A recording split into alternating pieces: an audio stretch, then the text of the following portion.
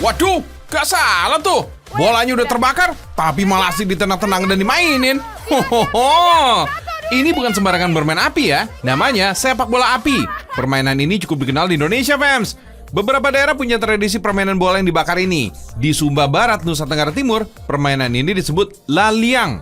Anak-anak kaum santri di Pulau Jawa, seperti di Cirebon, Probolinggo, dan Sukoharjo, juga akrab dengan permainan ini. Bola api kerap dimainkan di saat bulan Ramadan selepas sholat tarawih, fans.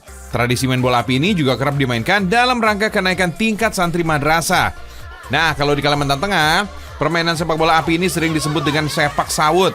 Bagi masyarakat Dayak di Kalimantan Tengah, sepak sawut ini digelar sebagai ritual adanya kematian, dan ritual ini berfungsi untuk mengusir roh jahat. Masyarakat Sunda beda lagi, fams. Di sini bola api tidak ditendang, melainkan dimainkan pakai tangan. Permainan tradisional ini dinamakan boles alias bola tangan api. Biasanya, permainan ini beriringan dengan pencaksilat. Menurut sejarah, seni bermain boles ini sudah ada sejak zaman kerajaan Pajajaran.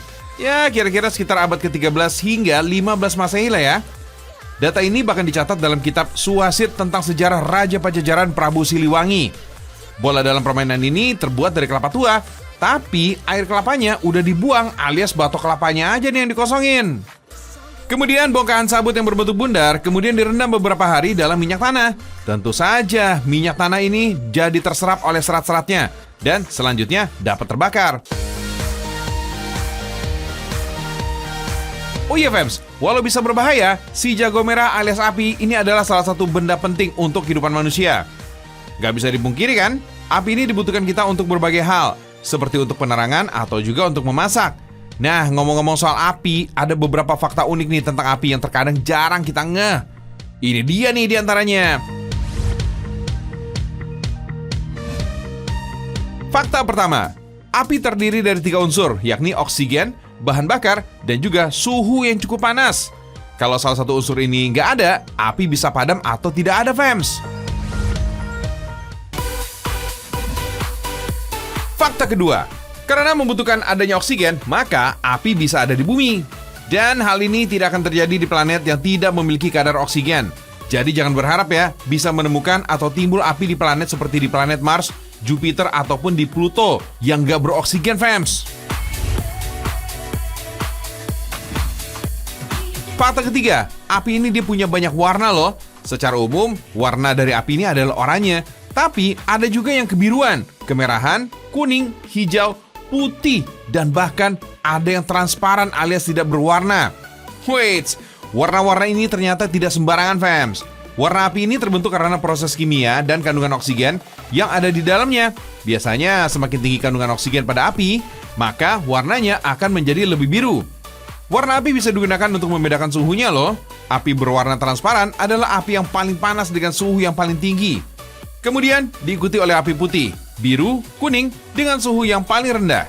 Ada juga nih api yang berwarna hijau. Api hijau ini timbul karena adanya campuran zat alkohol.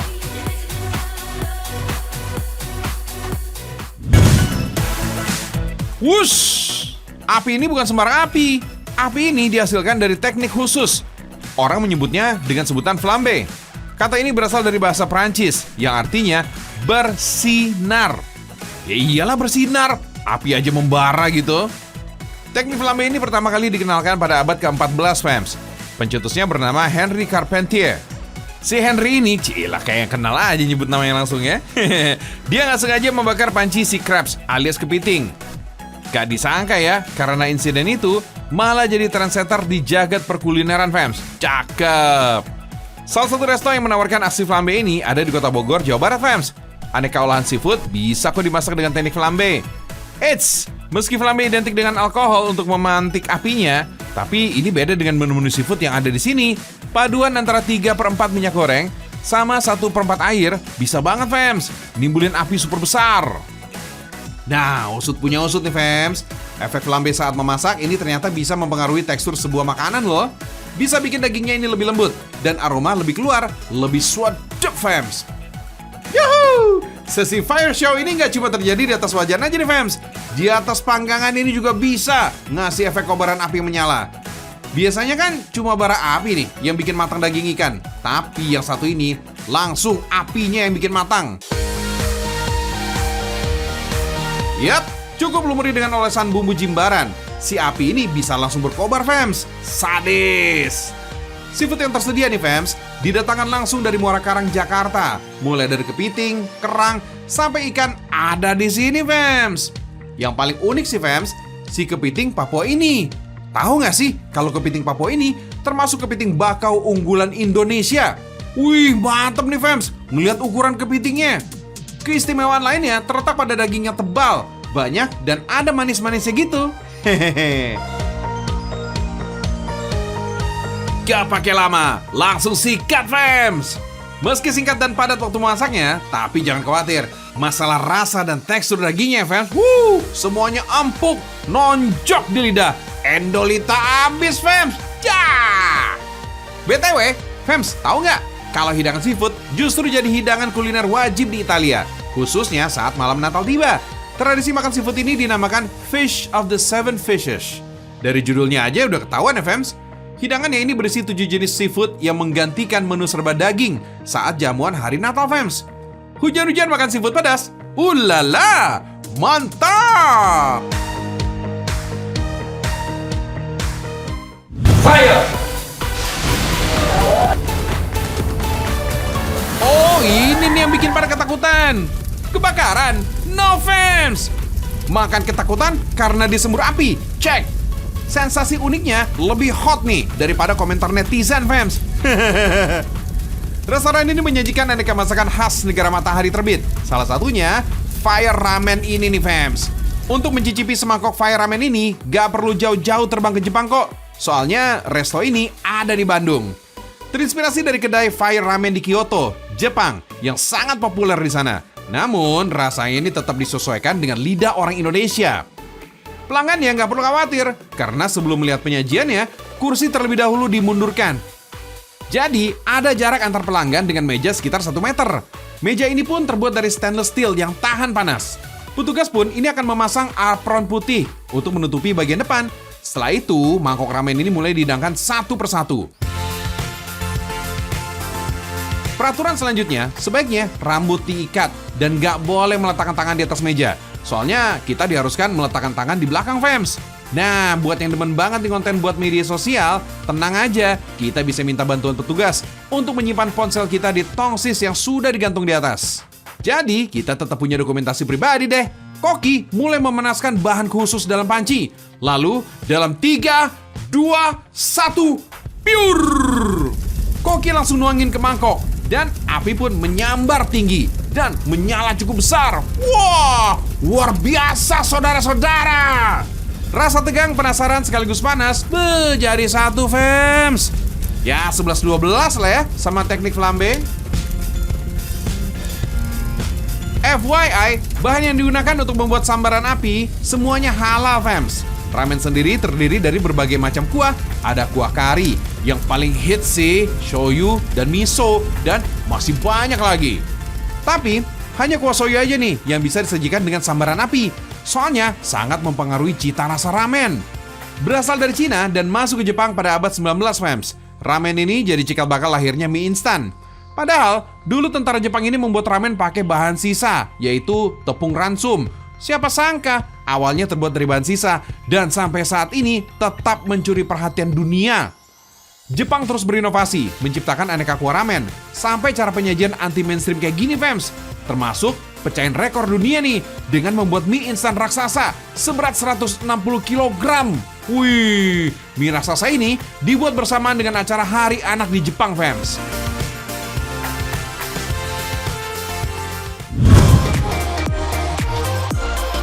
Ada nih yang satu ini nih, yang pembuatannya memanjakan mata, fams, dengan api yang berkobar-kobar. Pembuatan gelas kaca bening ini, fams. Oh my wow. Buat aneka minuman berwarna-warni, emang paling pas nih disajikan dengan gelas kaca bening, biar kita penasaran sama rasa minumannya. Tapi kamu penasaran gak sih, fams? Gimana sih proses pembuatan gelas kaca yang kita pakai sehari-hari, yang beraneka macam bentuk, ukuran, bahkan sampai yang berwarna? Tenang, bukan rekam Indonesia namanya kalau nggak menyajikan info penting ini. Cus, kita intip salah satu pabrik kaca terbaik di Indonesia yang sudah berdiri sejak 20-an tahun lalu. Produknya ini juga udah diekspor ke berbagai negara di Asia dan Afrika, fams. Jauh sebelum kaca dibuat manusia, kaca alami ini sudah digunakan oleh manusia kuno loh fams. Kaca alami ini tercipta dari hasil peristiwa alam yang melibatkan suhu tinggi seperti aktivitas vulkanik, sambaran petir, hingga meteorit. Di era manusia modern, kaca ini udah bisa dibuat dengan mencampur berbagai bahan, diantaranya pasir kuarsa, kapur, boraks, aluminium, dan pecahan kaca beling. Dan masih banyak lainnya juga nih yang bisa mencapai 12 bahan fams. Semua bahan kecuali pecahan kaca dimasukkan ke dalam mesin pengaduk. Dalam sekali pengadukan, mesin ini mampu menampung sampai 600 kg bahan fams. Proses ini memakan waktu beberapa menit aja kok, sampai menjadi homogen alias menyatu. Proses selanjutnya ini adalah peleburan, di mana semua bahan campuran tadi dipanaskan bersamaan dengan pecahan kacanya. Proses pemanasan ini akan melelehkan semua bahan dengan suhu mencapai 1500 derajat Celcius. Proses peleburan ini membuat semua bahan mentah yang tadinya padat berubah menjadi cairan beling atau kaca. Hati-hati fams, ini super panas. Tuh, sampai merah menyala seperti lava vulkanik kan? Cairan kaca panas ini kemudian dialirkan ke dua tahap produksi yang berbeda.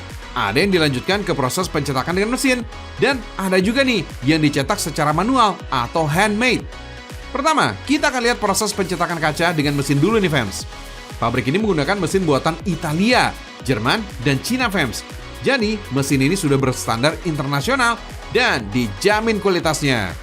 Cairan kaca panas tadi melalui proses pengguntingan terlebih dahulu. Takaran cairan ini juga sudah diatur secara otomatis dengan mesin dan disesuaikan dengan ukuran gelas yang akan dicetak. Tahap ini proses pembentukan gelas terjadi, cairan panas ini dicetak ke dalam molding dan dipanaskan melingkar mengelilingi mesin. Setelah dicetak, kemudian permukaan gelas ini dipotong agar lebih rapi dan tidak tajam. Nah, udah kelihatan kan bentuk gelasnya? Selanjutnya, tinggal proses pendinginannya aja. Proses pendinginan ini harus dilakukan secara perlahan fams. Soalnya penurunan suhu secara drastis akan membuat gelas kaca ini retak atau pecah. Kalau udah dingin, selanjutnya semua gelas ini disalurkan dalam conveyor belt untuk dikemas sekaligus mengkontrol kualitas. Siapa tahu ada gelas yang cacat atau rusak dan harus reject fams. Selanjutnya kita lihat di proses pembuatan kaca secara manual atau buatan tangan. Ambil cairan kaca yang masih panas, kemudian ratakan dengan cara diputar-putar seperti ini. Kemudian tiup kaca melalui besi berlubang. Tuh, cairan kaca ini sudah mulai terbentuk fams. Kelihatannya sih gampang ya, tapi meniup adonan kaca panas ini juga butuh keahlian. Makanya, belum tentu nih semua pegawai di sini bisa melakukannya fams. Tahu nggak kaca ini dibuat apa? Betul fams, ini akan dibuat akuarium bulat. Bagian atasnya dipotong lagi dengan menggunakan teknik fire cutting supaya rapi. Terakhir, baru deh dinginkan. Kaca di sini nggak cuma dibuat bening polos aja nih fams. Bisa loh dibuat permukaan yang berwarna putih dengan menyemprotkan bubuk silika. Atau bisa juga dilakukan dengan penyemprotan dengan cat khusus fams. Bisa ke bagian dalam atau luar kaca. Barang kaca yang diproduksi di sini nggak cuma gelas melulu kok. Ada juga vas bunga, toples berukuran besar, akuarium, dan juga kap lampu gantung fams. Nah, gimana fams? Udah paham kan proses pembuatan semua produk kaca yang bisa kita gunakan sehari-hari? Semoga infonya bermanfaat ya.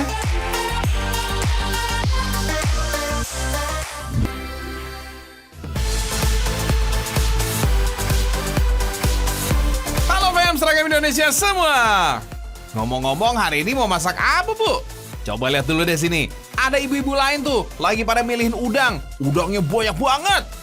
Itu kalau dimasak bisa buat orang makan satu kecamatan tuh. Kalau ngomongin udang dan jenisnya, bakalan panjang cerita ini, fams. Karena di dunia ada lebih dari 2000 spesies udang dan setiap spesies memiliki karakteristik dan sifat yang unik. Nah fams, Ragam Indonesia bakal ngenalin salah satu jenis udang yang unik. Nih dia nih, yuk disimak.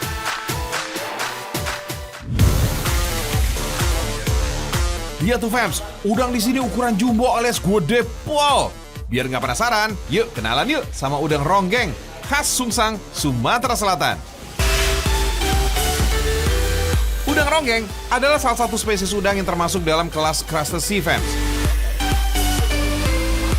Namanya yang unik diambil dari gerakannya yang seperti menari fams. Tuh lihat tuh, gerakannya saik banget kan? Kalau lagi joget-joget, tarik mang. Udang yang satu ini juga dikenal sebagai udang mantis. Soalnya capitnya seperti belalang sembah. Udang ronggeng memang memiliki ukuran yang lebih besar daripada udang pada umumnya. Cangkangnya pun tebal.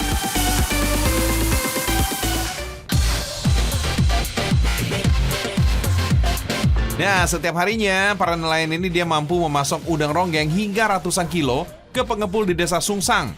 Setelah ditangkap, udang harus langsung dipisahkan menurut ukurannya, Fems. Soalnya, ukuran udang ronggeng ini akan menentukan grade atau kelas untuk dijual nanti. Semakin besar ukuran udang, harganya pun akan semakin tinggi, Fems.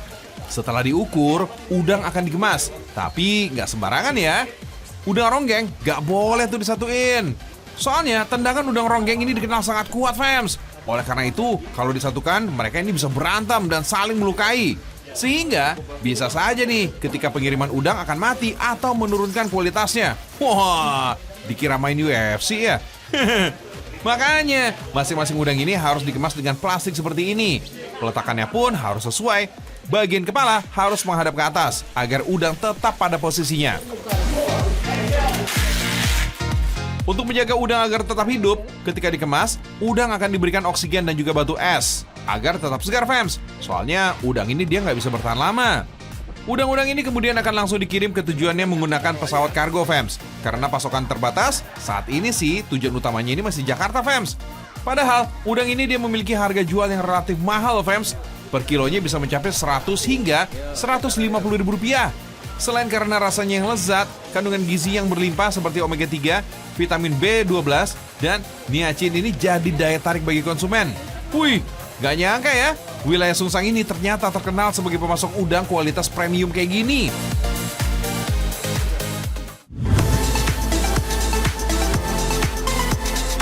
Widih, lihat tuh, Fems. Seru banget kan? Semangat, Bang. Angkut terus. Joy bantu dengan doa dari sini ya.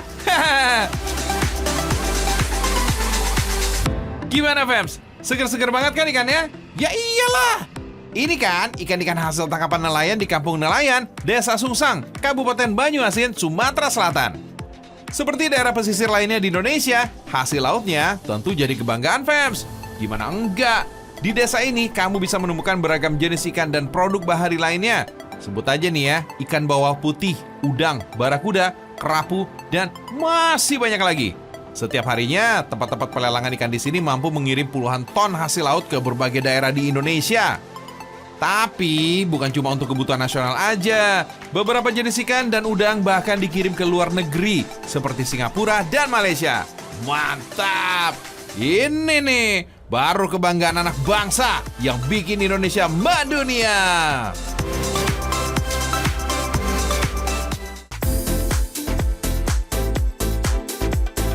Wets, tunggu dulu, Fems. Namanya ke Sumatera Selatan, ya nggak boleh dong ketinggalan nyobain pempek. Yang ini pun menggunakan bahan dasar udang. Warnanya tentu nggak kalah menarik. Awalnya, pempek hanya dibuat dari ikan belida, Fems. Tapi karena jumlahnya yang semakin sedikit, pempek kini dimodifikasi dengan berbagai macam bahan, seperti ikan tenggiri, gabus, patin, dan pastinya udang yang menjadi kebanggaan desa Sungsang. Tapi bahan dasar pempek ini nggak harus hasil laut, Fems. Ada loh yang namanya pempek dos. Nah, ini versi ekonomis nih, Fems. Soalnya, pempek dos ini hanya menggunakan bahan sagu dan kaldu ikan atau udang aja. Jadi, ya harganya lebih terjangkau. Oh iya, Fems. Awalnya, pempek ini dikenal dengan nama kalesan, yaitu alat yang digunakan untuk menghaluskan daging ikan berbentuk cembung dengan semacam kuping di sisi yang berhadapan. Kemudian, nama pempek populer di Palembang karena diyakini dulunya pempek ini dijual oleh Apek, sebutan untuk laki-laki tua keturunan Cina, Fems. Menariknya, bagi masyarakat Sumatera Selatan, hidangan ini juga memiliki filosofi, sesuai dengan tekstur, bentuk, dan makna dalam kehidupan. Pempek memiliki tekstur kenyal, berarti hidup ini harus luas dengan setiap perubahan. Sedangkan rasa pempek yang lezat merupakan perpaduan rasa yang seimbang, yaitu gurih dari ikan dan manis asam dari cuko. Cita rasa tersebut menggambarkan hidup yang seimbang. Nah, rasa pempek yang selalu dijaga kualitasnya menggambarkan setiap individu ini harus menjaga kualitas diri, serta meningkatkan kemampuan untuk menjadi pribadi yang lebih baik. Waduh, bukan cuma lezat ya, tapi ternyata rasa pempek udangnya ini bikin nagih, Fems. Lengkap nian.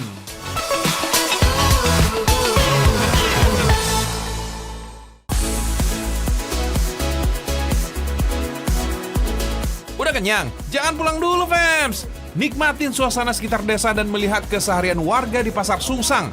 Pastinya akan jadi pengalaman menarik nih. Oh iya, untuk mencapai desa ini, kamu bisa memilih berjalan kaki, naik beca, ataupun ojek motor fams. Selain itu, pengunjung juga bisa menyewa perahu wisata loh. Perahu ini bisa membawa kamu menyisir sepanjang desa wisata Kampung Nelayan Sungsang. Pemandangan yang disajikan pun gak bakal kamu temukan di tempat lain fams. Di sepanjang perjalanan, kamu bisa melihat suasana kampung dengan perumahan yang terapung sambil menyapa warga sekitar. Kalau beruntung, kamu bisa menyaksikan elang yang berterbangan melintasi desa ini. Wih, indah nian! Gimana fams? Tertarik mengunjungi desa di pesisir timur Banyuasin ini? Kapan lagi bisa menikmati berbagai macam kuliner, kearifan lokal, serta keragaman fauna ala kampung nelayan? Cus! Buat kamu yang mau bertandang ke Sumatera Selatan, agendakan nih wisata ke desa yang satu ini ya. Woohoo!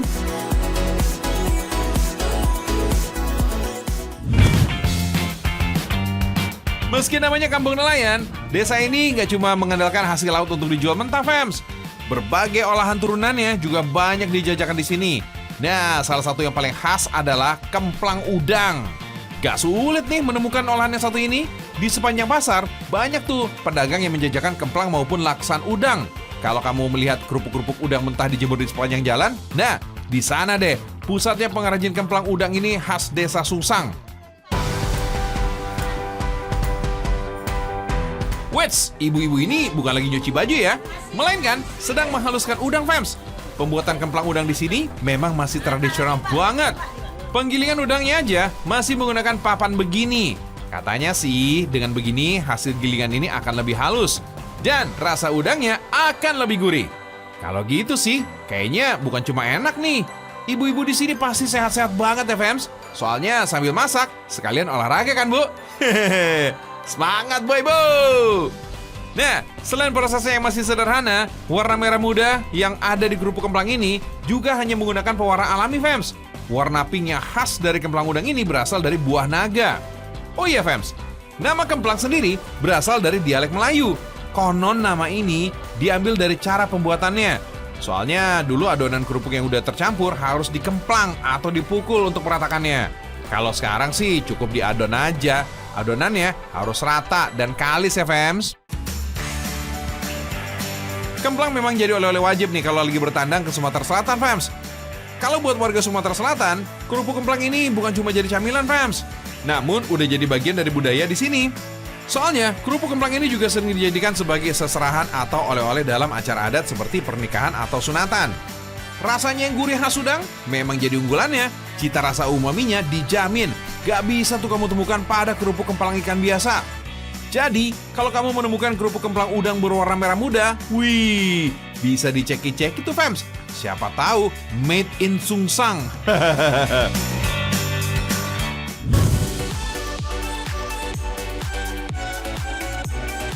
Wits, perlu diingat nih fams, bahwa Palembang gak cuma ada pempek loh. Kuliner lain yang melegenda sejak lama juga ada fams. Ada olahan kekinian kota Palembang yang bisa kamu coba fams, yaitu kue pancong. Berlokasi di Jalan Letkol Iskandar, Kecamatan Bukit Kecil, Kota Palembang, kue pancong di sini menjajakan 3 varian rasa, mulai dari original, green tea, dan red velvet. Sesuai namanya fams, kue pancong lemak uy. Pancong-pancong ini paling nikmat disantap selagi panas. Rasa pancongnya mirip dengan martabak terang bulan. Bentuk pancong Palembang ini berbeda dengan pancong khas Betawi. Kalau biasanya pancong berbentuk setengah bulat, pancong Palembang ini memiliki bentuk memanjang dan tipis.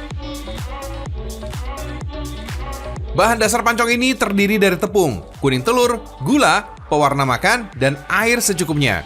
Usaha pancong ini sudah ada sejak tahun 2016. Pemilik pancong khas Palembang ini ingin tetap memperkenalkan kue khas Palembang yang sudah mulai langka fams. Dalam sehari ada sekitar 500 kue pancong ludes terjual. Satu kue pancong dihargai Rp5.000 fams. Kuilah dicoba.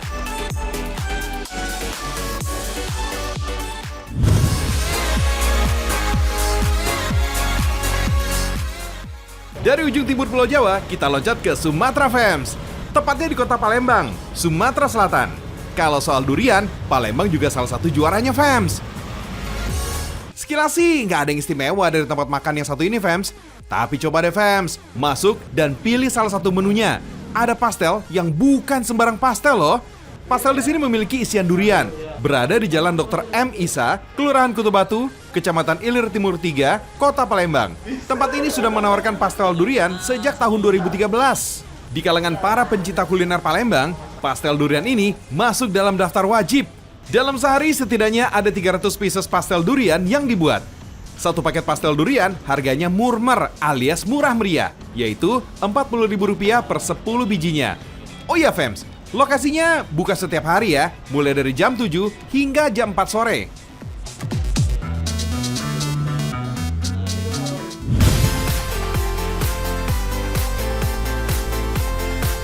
Sekarang kita lihat nih kerajinan khas dari Palembang fams. Ini dia, kain jumputan pelangi. Disebut kain pelangi karena warna yang digunakan ini dalam pembuatannya meriah seperti pelangi fams. Nah, corak inilah yang membedakan kain pelangi Palembang dengan kain yang menggunakan teknik jumputan dari daerah lain. Salah satu pusat kain pelangi yang terdapat di Kelurahan Tuan Kentang ini nggak hanya memproduksi kainnya aja, tapi bisa ditemukan berbagai jenis baju yang nggak kalah modis. Fams, untuk jumputan pelangi ini biasanya menggunakan kain katun, sutra, chiffon, dan masih banyak lagi.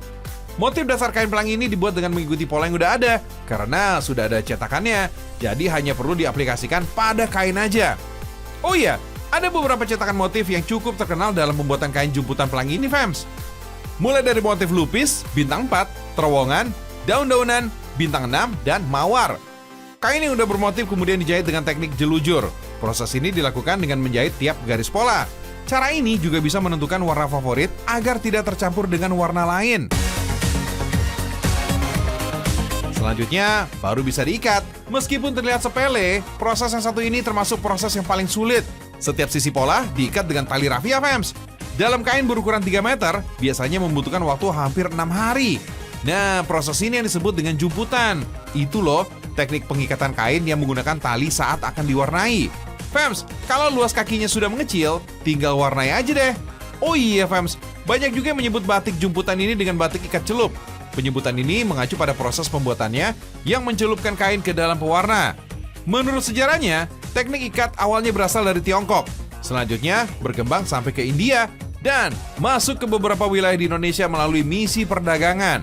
Kain yang udah berwarna ini kemudian dicuci bersih untuk menghilangkan kotoran yang menempel. Baru deh ikatan pola dibuka. Selanjutnya bisa dijemur, fams. Dari sekian banyak motif kain jumputan pelangi khas Palembang ini nih menjadi motif yang paling sulit. Gak heran kalau tiap kain memiliki ciri khasnya masing-masing.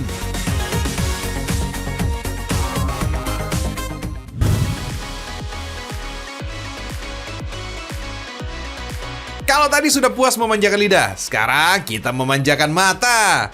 Dengan ini nih, sobat satwa eksotik yang ada di Palembang. Let's go!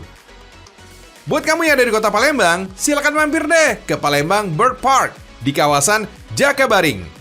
Inilah taman burung yang menghadirkan 100 lebih jenis burung. Selain itu, ada juga berbagai jenis fauna lain yang gak kalah lucu dan menggemaskan. Meski mengambil tema burung, Palembang Bird Park juga mengenalkan sejumlah hewan penghuni lainnya.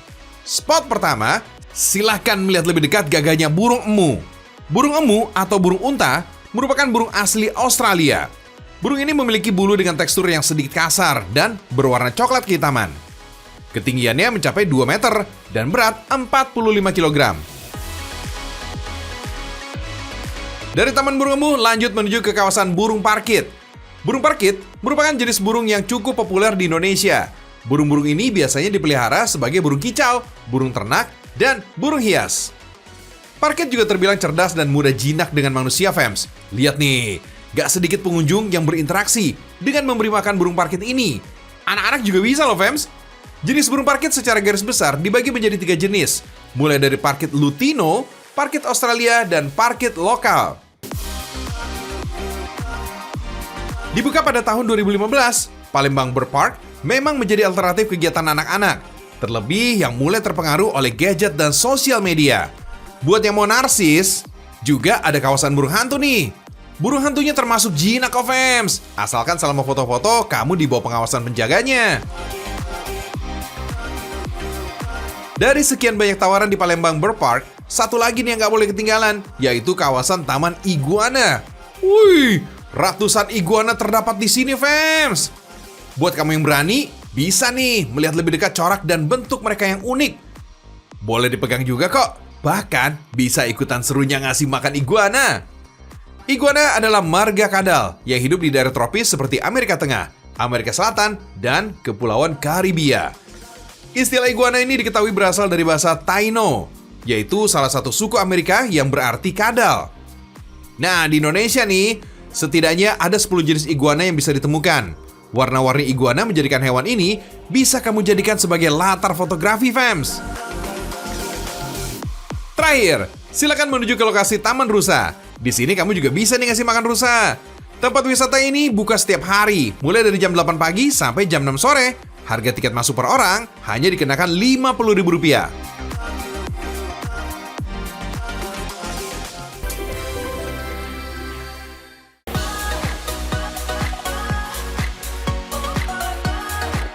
Api bisa berbahaya dalam hidup kita, fams. Bisa menimbulkan duka karena kehilangan harta atau juga orang tercinta.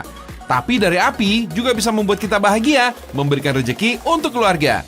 Nah, fams, sudah 45 menit nih kita menemani kamu pagi ini. Semoga Ragam Indonesia episode ini bisa menjadi tontonan yang berarti ya, fams. Sampai jumpa besok di Ragam Indonesia. Indonesia mendunia. Oh my wow!